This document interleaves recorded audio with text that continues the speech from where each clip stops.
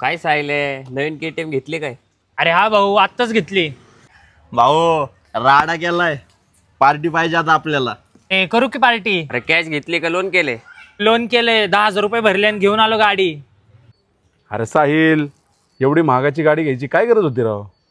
अरे भाऊ ह्याचा चुलत भाऊ नाही का, त्याने घेतली नवीन गाडी, सारखाच खुन्नस घेऊन जातोय. मी पण घेतली नवीन गाडी. अरे मित्रा, तू आत्ताच त्या दिवशी iPhone 17 Pro Max घेतला ना, आता त्याचा पण हप्ता आहे ना तुझा. मग तू त्याचा हप्ता भरणार काय गाडीचा हप्ता भरणार? हे साहिले चल, तुझे मित्र लागले जाळायला. बघल माझं मी कसे हप्ते भरायचे ते.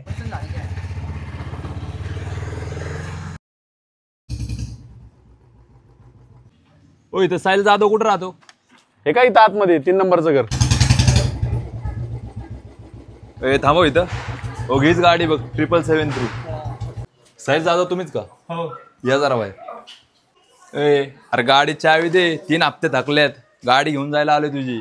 2 दिवस टाइम द्या, 2 दिवसात पैसे भरतो मी. ए सुम्या, घे ती चावी, चल ती गाडी घेऊन. भाऊ ही सायलीची गाडी घेऊन कुठं चालल्यात?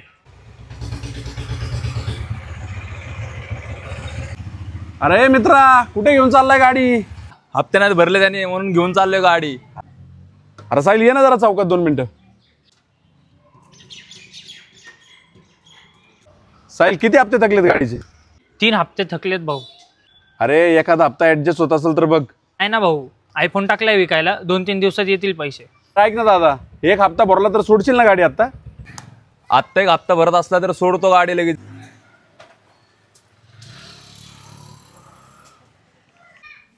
हे भाऊ, झालं बघ पेमेंट.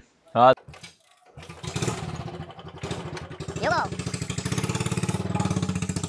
नाही भाऊ, चुकलं बरं का माझं. तुम्ही मला लास्ट टाइम सांगितलं होतं तरी मी तुमचं ऐकलं नाही. आता सगळे हप्ते मला अंगलट आलेत.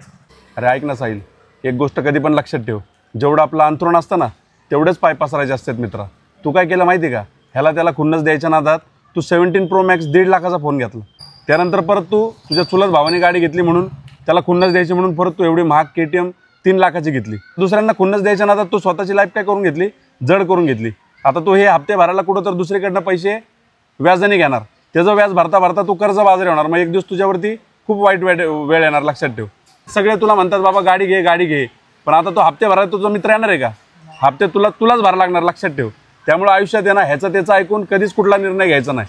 आता iPhone विकून टाक, त्याचे तेवढे हप्ते फेड, आणि म्हणजे तुला गाडीचा हप्ता व्यवस्थित फेडता येईल. ठीक आहे, कधी पण लक्षात ठेव, काय काळजी करू नको, जा.